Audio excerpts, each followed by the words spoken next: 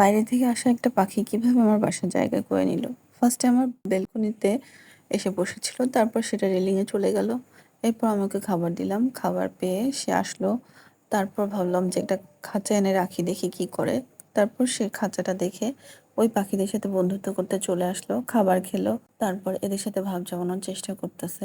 এরপর আস্তে আস্তে সে একটু একটু করে ভাব জমিয়ে এই যে পরে খাঁচার পাশে এসে সে বসে থাকলো। তখন আমি ওকে ধরতে পারিনি, কিভাবে ধরা যায়। তখন খাঁচার একটা সাইড থেকে আমি একটু ফাঁকা করে দেওয়ার চেষ্টা করতেছিলাম, যাতে ও ভিতরে যেতে পারে।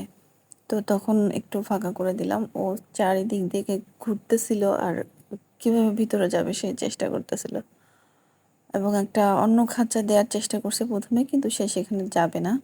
সে ওই পাখিদের সাথেই বন্ধুত্ব হয়ে গেছে, তো সেখানেই সে যাবে।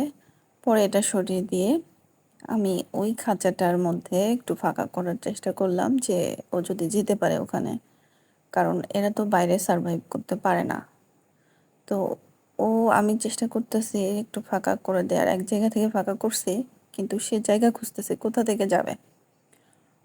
অবশেষে খুঁজতে খুঁজতে সে নিজেই, আমি বুঝতেও পারিনি সে কোন ফাঁকা দিয়ে সে খাঁচার ভিতর ঢুকে বসে আছে। আমি তো টেনশন করতেছি কিভাবে যাবে। অবশ্যই দেখি সে ভিতরে ঢুকেই বসে আছে। এখন অপেক্ষার পালা, এরা ওকে অ্যাকসেপ্ট করে নেবে কি না, বা এদের সাথে ও জোড়া করতে পারবে কি না কারোর সাথে। আমার এই সবুজ কালার পাখি, এটাও কিন্তু রেস্কিউ করা পাখি।